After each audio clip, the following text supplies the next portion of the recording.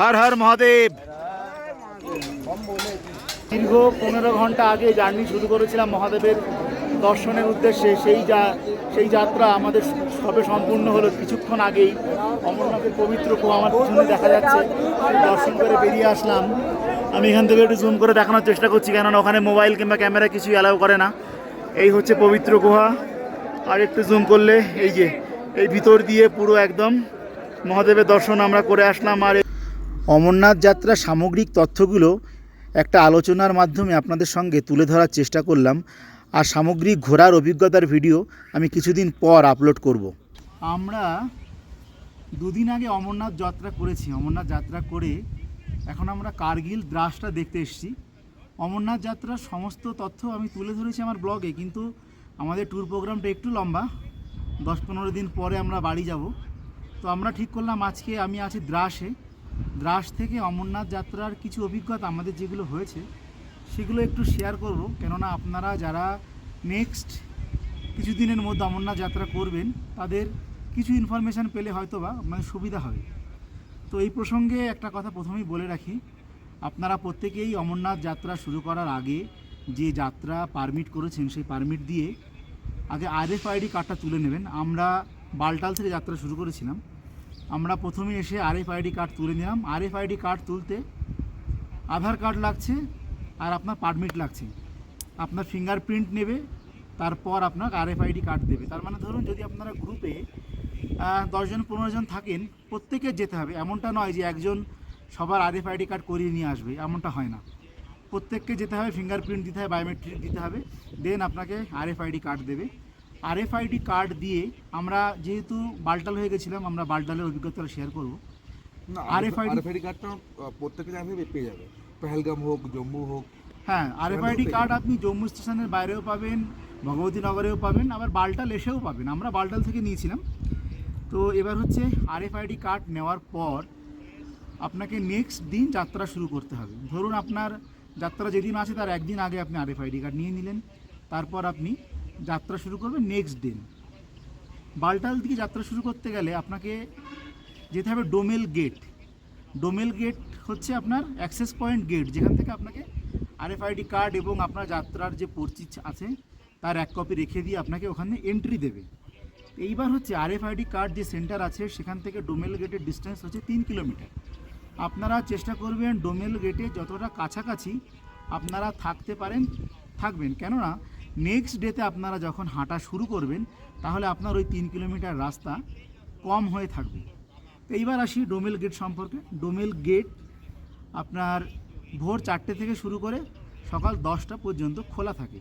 তো আমার ব্যক্তিগত অভিজ্ঞতা এবং আমাদের গ্রুপে যারা ছিল সবার অভিজ্ঞতাতেই আমরা যেটা অনুভব করলাম, আপনি একদম ফার্স্ট মানে ভোর 4টেতেই চেষ্টা করবেন ডোমেল গেটে লাইন দেওয়ার। ভোর 4টে কেন, আমি বলবো ভোর 3:30তে আপনি লাইন দিন। গেট খোলার সঙ্গে সঙ্গে আপনি যাতে যেতে পারেন। আর ডোমেল গেটে যাওয়ার আগে আপনার ব্যাগ স্ক্যান হবে, ব্যাগের মধ্যে কী কী আছে সেগুলো দেখবে। কোনো যদি অসুবিধে সন্দেহজনক বস্তু না থাকে তাহলে আপনাকে লাইনে দাঁড় করাবে, দেন আপনি লাইন দিয়ে যাত্রা শুরু করুন। আমরা পায়ে হেঁটে শুরু করেছিলাম।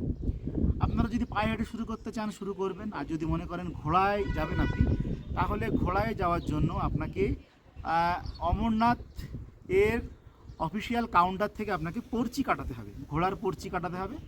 সেখানে ঘোড়াওয়ালাদের ওদের আলাদা আলাদা আইডেন্টিটি কার্ড করে দিয়েছে। সেই কার্ড ঘোড়াওয়ালার সঙ্গে আপনার কথাবার্তা ফাইনাল হবে, তার আইডেন্টিটি কার্ড নিয়ে আপনি কাউন্টারে জমা দিলে দেন আপনাকে একটা চালান মতো কেটে দেবে। 1950 টাকা নেবে হচ্ছে আপনার অমরনাথ গুহা পর্যন্ত যায় না, জাস্ট গুহার আগে যে পর্যন্ত আর কি ওদের পারমিশন আছে সেই পর্যন্ত ছাড়ার জন্য 1950 টাকা নেবে। এটা হচ্ছে গভর্নমেন্ট অ্যাপ্রুভ রেট। আর যখন আপনি পর্চিটা কাটাবেন, পর্চি কাটানোর পর ঘোড়াওয়ালার ID কার্ড আপনার কাছে রেখে দেবেন। ঘোড়াওয়ালার ID কার্ড তখনই ফেরত দেবেন যখন আপনার যাত্রা কমপ্লিট হবে। যদি আপনার এক সাইডে যাত্রা থাকে তাহলে আপনাকে ওখানে ড্রপ করার পরে আপনি ID কার্ড ফেরত দেবেন। যদি আসা যাওয়া দু সাইডেরই থাকে তাহলে পরে আপনি একদম ফিরে এসে তারপরে ID কার্ডটা ফেরত দেবেন। শুধু ID না, হ্যাঁ, তার সঙ্গে পর্চিও ফেরত, দুটো জিনিসই ফেরত দেবেন। এই ক্ষেত্রে আপনি যদি ওদেরকে ID কার্ড আগেই আপনি ফেরত দিয়ে দেন তাহলে আপনাকে কিন্তু ওরা ফেলে রেখে চলে আসার সম্ভাবনাটাও আছে। এইটা একটা ইনফরমেশান আপনাদের দেওয়া থাকলো। নেক্সট এবার আসি যাত্রার চড়াই সম্পর্কে। কিলোমিটার অমরনাথ যাত্রা কিন্তু নয় অ্যাকচুয়ালি, যেটা 16 কিলোমিটার বলা হয়, এটা টোটালে আমরা যেটা মেজার করেছিলাম আমাদের ডিজিটাল ওয়াচে, এটা অ্যাপ্রক্স 22 কিলোমিটার, অ্যাপ্রক্স 22 কিলোমিটার আমরা হেঁটে পুরো যাত্রা করেছি। তার মধ্যে পুরোটাই চড়াই, যে অনেক ইউটিউব ব্লগে আপনারা দেখে থাকবেন যে খানিকটা চড়াই খানিকটা ঢালু আছে, এরম ধারণা করাটা ভুল। কেননা যতটা চড়াই আর যতটা ঢালু আছে ওই অনুপাতে কিন্তু আপনি কিছুই পাবেন না। আপনি প্রথম থেকে ওই জায়গাটার নাম কি, যেখান থেকে আমরা ইয়ে করলাম, কোথায়? আরে যেখান থেকে লঙ্গরে আমরা খাবারটা খেলাম লাস্ট, যেখানে লাস্ট একদম চড়াইটা ছিল, জাস্ট মনে আসছে না, এক মিনিট। বারারি টপ, মানে আপনার নিচে থেকে যাত্রা শুরু করে বারারির টপ পর্যন্ত একদম স্টিপ, এবং স্টিপ বলতে সেইটা পুরো ধরে নেন 80 ডিগ্রি কিংবা 75 ডিগ্রি এরম স্টিপ, একদমই সোজা স্টিপ, মোটামুটি হাঁটতে আপনার খুব কষ্ট হবে। এই জন্যই বলছি যে একদম সকাল সকাল যদি আপনারা যাত্রা শুরু করেন তাহলে আপনার হাতে সময় থাকবে অনেকটা, সেক্ষেত্রে আপনি রেস্ট একটু নিয়ে যেতে পারবেন। আর যদি আপনি একটু পরের দিকে যাত্রা শুরু করেন, 7টা-8টার দিকে আপনি যাত্রা শুরু করেন, তাহলে কিন্তু আপনার হাতের সময় কম। আমি এই কারণে বলছি, অমরনাথ পবিত্র গুহার আশেপাশে কিন্তু কোনো থাকার জায়গা নেই। আপনারা যদি মনে মনে ভেবে থাকেন যে কোথাও লঙ্গরে থেকে যাব, কিছু করব, অসম্ভব বিষয়। ওরা একদম পুরো প্রত্যেকটা জায়গা স্কুটিনি করছে, প্রত্যেকটা লঙ্গরে ঢুকে দেখছে কেউ আছে কি না, কাউকে থাকতেই দিচ্ছে না ওখানে। তার মানে এটা দাঁড়াচ্ছে আপনাকে একদিনে আপনাকে উঠতে হবে, দর্শন করতে হবে, আবার ফিরে আসতে হবে। এই প্রসঙ্গে আরেকটা কথা বলি, আপনারা যখন অমরনাথ দর্শন করতে যাবেন তার আগে আপনাদের যাবতীয় ব্যাগ, বেল্ট, জুতো, মোবাইল সমস্ত কিছু রেখে যেতে হবে, গুহাতে প্রবেশ করতে হবে। সেক্ষেত্রে একদম যেখান থেকে ঘোড়া আটকে দিচ্ছে, মানে ঘোড়াতে যদি কেউ যান, ঘোড়া যে পয়েন্টে ছাড়ছে সেখান থেকে আপনার লকার কাউন্টার স্টার্ট হচ্ছে। লকার 1 থেকে 6 পর্যন্ত আজ ওদের লকার আছে। 6 নাম্বার লকার হচ্ছে মন্দিরের সবচেয়ে দূরে, 1 নাম্বার লকার হচ্ছে মন্দিরের সব থেকে কাছে। এইবার 6 নাম্বার লকারে রাখার একটা সুবিধা আছে। 6 নাম্বার লকারে আপনি যদি রাখেন তাহলে লকারে ব্যাগ জমা করার লাইনটা কম, মানে অল্প টাইমের মধ্যে আপনি ব্যাগটা জমা করতে পারবেন, আবার নিয়ে নিতে পারবেন। আর যদি আপনি একদম মন্দিরের কাছে লকারে রাখেন, সেইখানে একটা অসুবিধা হচ্ছে, ওখানে প্রচুর লম্বা লাইন, আপনাকে ব্যাগ জমা করাতেই প্রায় 1-1.5 ঘন্টা সময় লেগে যাবে। অনেক সময় ওদের যা অ্যাকোমোডেশন আছে ব্যাগ জমা রাখার, সেই সমস্ত কাউন্টার ফুল হয়ে গেলে ওরা আবার ব্যাগ জমা নেয় না, তখন আপনাকে হেঁটে আবার পিছনে আসতে হবে, সেখানে ব্যাগ রাখতে হবে। সেখানে আপনার একটা সময় অপচয়ও হবে আর শারীরিক কষ্টও হবে। কেননা যেখান থেকে অমরনাথের গেট শুরু হচ্ছে আর যেখানে হচ্ছে পবিত্র গুহা, তার ডিস্টেন্সটা কিন্তু আপনার যাত্রার সঙ্গে ইনক্লুড থাকে না। আমাদের যেটা অ্যাপ্রক্স আইডিয়া, প্রায় 4 কিলোমিটার রাস্তা আপনাকে, সেই যদি আপনি লাস্ট কাউন্টারে মানে 6 নম্বর কাউন্টারে রাখেন আপনি লকারে, আপনি পবিত্র গুহা পর্যন্ত 4 কিলোমিটার রাস্তা হবে। এখানে আর একটা কথা বলি, আমরা খুব সৌভাগ্যক্রমে দর্শনটা পেয়েছি। আমাদের দর্শন মহাদেবের ইচ্ছা ছাড়া হতো না। তার কারণ হচ্ছে অমরনাথের গুহা 4টের পর বন্ধ হয়ে যায়। আপনাকে কোনোভাবেই আর 4টের পরে কিন্তু লাইনে দাঁড়িয়ে থাকলেও আপনাকে কিন্তু দর্শন করতে দেবে না। তো সেই জন্য চেষ্টা করবেন সমস্ত কিছু কমপ্লিট করে অন্ততপক্ষে 3টের মধ্যে আপনি লাইনে দাঁড়িয়ে যান। দাঁড়িয়ে যাওয়ার পরে আপনাকে পুরো দর্শন করুন। আর লাইনেও প্রচুর সময় লাগে, মোটামুটি ধরে নিন 3 ঘন্টা, 3 ঘন্টা সময় লাগবে আপনার। যেখান থেকে আপনি লাইন স্টার্ট করে দর্শন করে বেরোবেন, 3 ঘন্টা সময় লাগবে। এইবার ধরুন আপনি 3 ঘন্টা সময় নিয়ে দর্শন করলেন, 3টের সময় আপনি লাইনে দাঁড়িয়েছেন, 6টা নাগাদ আপনার দর্শন হয়ে গেছে।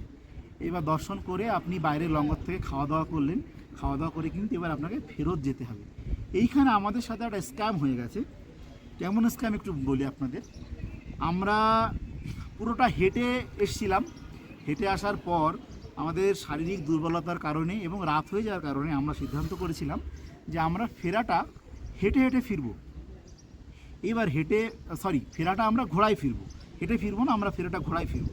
তো ঘোড়ায় ফিরতে গিয়ে আমরা কাউন্টার থেকে অমরনাথ বৈষ্ণবদেবী অমরনাথ যারা পরিচালনা করছেন তাদের অফিসিয়াল কাউন্টার থেকে আমরা ঘোড়ার জন্য 1950 টাকা করে 4টে পর্চি কাটাই। পর্চি কাটানোর পর টাকা পেমেন্ট হয়ে যায়, ঘোড়াওয়ালার আইডিও আমাদের কাছে থাকে। যখন আমরা ঘোড়ায় উঠতে যাই, সেই ঘোড়াওয়ালা হারিয়ে যায়, মানে ঘোড়াওয়ালা পালিয়ে যায় অ্যাকচুয়ালি। ঘোড়াওয়ালা কারণ হচ্ছে ওনার কাছে 4টে ঘোড়া ছিল না। 4টে ঘোড়া ছিল না, 4টে ঘোড়ার বুকিং নিয়ে নিয়েছে, ওর ঘোড়া 4টে ঘোড়া নেই। এবার 2টো ঘোড়া অ্যারেঞ্জ করতে না পারার কারণে তারা পালিয়ে যায়।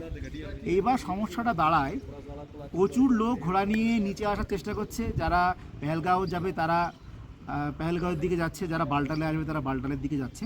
প্রচুর লোক ঘোড়া নেওয়ার চেষ্টা করছে। এইবার ঘোড়ার দাম হয়ে যাচ্ছে বেশি, মানে ডিমান্ড বেশি সাপ্লাই কম, এই কনসেপ্ট চলে আসলে আপনার ঘোড়ার দাম হয়ে যাচ্ছে বেশি। যেটা 1950 টাকার ঘোড়া সেটা 3000 3,500 টাকা এরম চাচ্ছে।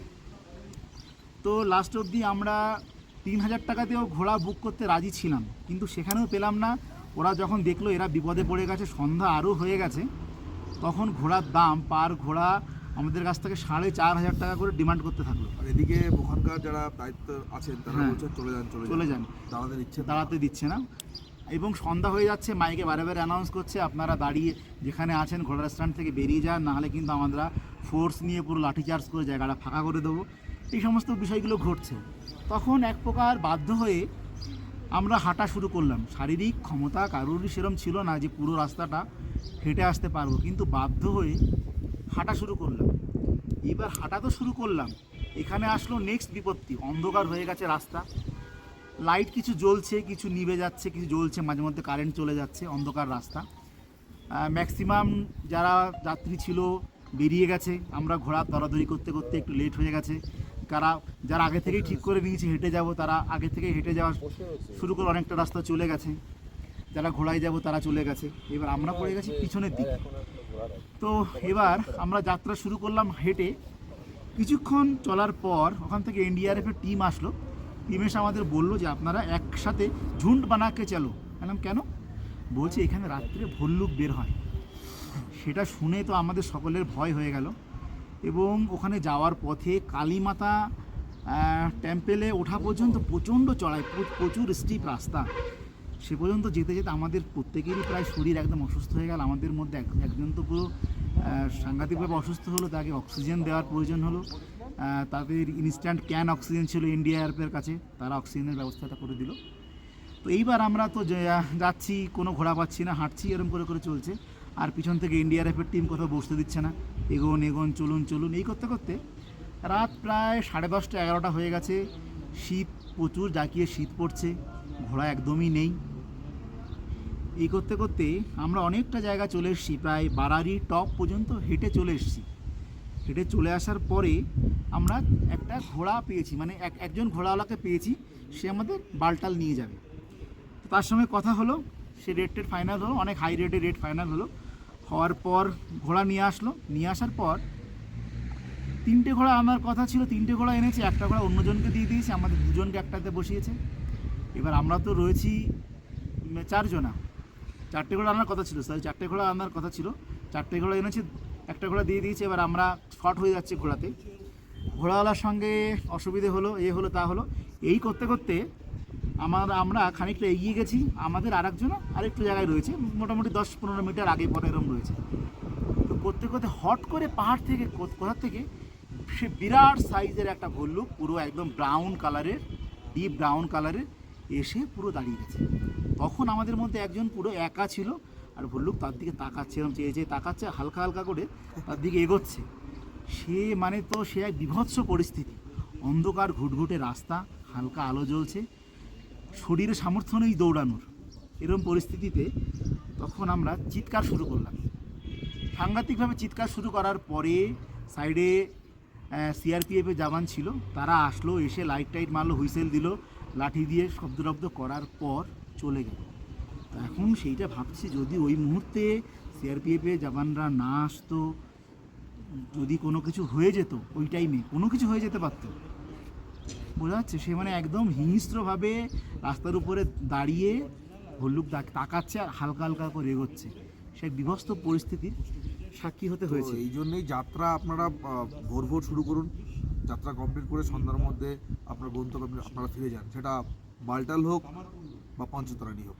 যদি আপনি দেখেন আপনি মনস্থির করে এসছেন বাড়ি থেকে আমি হেঁটে উঠবো, আপনি শারীরিকভাবে পাচ্ছেন না, হ্যাঁ, ওভার স্মার্ট হওয়ার কোনো প্রয়োজন নেই। শারীরিকভাবে না পারলে আপনি ঘোড়া নিয়ে নিন, তাতে আপনারই সুবিধা হবে। এইটা একটা বিষয়।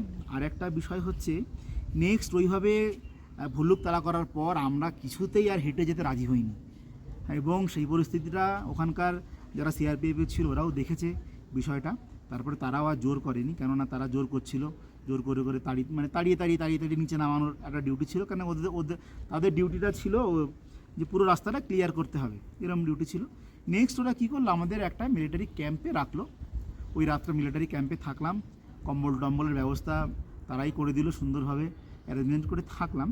থেকে নেক্সট ডে পায়ে হেঁটে আবার ফিরে আসলাম। তো নামাটা কোনো ব্যাপার নয়, নামাটা একদম ইজি। আপনি চাইলে ঘোড়াতে যেতে পারেন, আপনি হেঁটে নামতে পারেন, নামাটা কোনো ব্যাপার নয়। কিন্তু আপনাকে সময় থাকতে বিষয়টা করতে হবে, চেষ্টা করবেন যত সকাল সকাল দর্শন করে বেরিয়ে আসা যায়। আর এই সমস্ত এক্সপিরিয়েন্সটা আমি আমার ইউটিউব চ্যানেল আপলোড করব, কেননা এখন আমাদের বেশ কিছুদিন পর বাড়ি যাওয়ার ব্যাপার রয়েছে, বাড়ি যাব, তারপরে গিয়ে এডিটের ব্যাপার রয়েছে, এডিট করে আপলোড করব। তো এই সংক্ষিপ্ত ভিডিওটা শেয়ার করলাম আপনাদের সামনে। যারা আগামী দিনে 3-4 দিনের মধ্যে কিংবা 1 মাসের মধ্যে যারা অমরনাথ যাত্রা করবেন তাদের কিছুটা হলেও উপকার হবে। ও আরেকটা পয়েন্ট অনেকের কোশ্চেন থাকে, সেটা একটু ক্লিয়ার করে দিই। আমরা লাগেজ কোথায় রেখে যাব, এটা একটা প্রশ্ন থাকে সকলের। লাগেজ আপনি যে ক্যাম্প ভাড়া করবেন সেই ক্যাম্পে আপনি লাগেজ রেখে আসতে পারেন। আমরাও সেইভাবে রেখে এসেছিলাম, ওদের ভরসায়। ওরা দায়িত্ব করে লাগেজ রেখে দিয়েছিল, কোনো কিছু মিসিং হয়নি, সমস্ত কিছু পেয়ে গেছি। এইটা একটা বিষয়। আর কোনো ইনফরমেশন দেওয়ার দরকার আছে? না, ঠিক আছে, এটুকু হলেই মোটামুটি একটা যাত্রা করা যায়, সম্ভব। এইটুকু হলেই যাত্রা করা যায়। আর যাত্রার যেটা আমি যেভাবে যাত্রা করেছিলাম, কীভাবে কোথায় খেয়েছি থেকেছি সমস্ত কিছু ভিডিওবন্দি করা আছে, কিন্তু সেটা একটু আপলোড হতে দেরি হবে। আর আমরা এখন দ্রাসে আছি। দ্রাস হচ্ছে পৃথিবীর দ্বিতীয় শীতলতম জায়গা, যেখানে সবচেয়ে বেশি ঠান্ডা হয় এবং মানুষ বসবাস করে। তো সেখানে জুলাই মাসের আজকে 3 তারিখ, ঠান্ডা একটুও ঠান্ডা নেই। এখানে বসে আছি আমরা। নেক্সট আমরা এখান থেকে যাব হচ্ছে সেকেন্ড কোল্ডেস্ট, ওখানে সামনে বোর্ডও লাগানো আছে। তো আমরা এখান থেকে দ্রাস আছি, দ্রাস থেকে কার্গিল যাব, কার্গিল থেকে আরিয়ান ভ্যালি যাব। আরিয়ান ভ্যালিতে গিয়ে আরিয়ানদের সঙ্গে দেখা করব, নীল চোখের মানুষ যারা হয় সেখানে দেখা করব। তারপর আমাদের একটা ক্যাম্পিংয়ের প্রোগ্রাম রয়েছে। সমস্ত ভিডিও সিরিজগুলো পরপর আসতে থাকবে। তো আপনারা আশা করি পরপর সমস্তগুলোই দেখবেন। আর ভিডিওটা ভালো লাগলে লাইক, শেয়ার এবং সাবস্ক্রাইব করে সঙ্গে থাকবেন। তো আজকের মতো ভিডিওটা এখানেই শেষ করছি। ধন্যবাদ।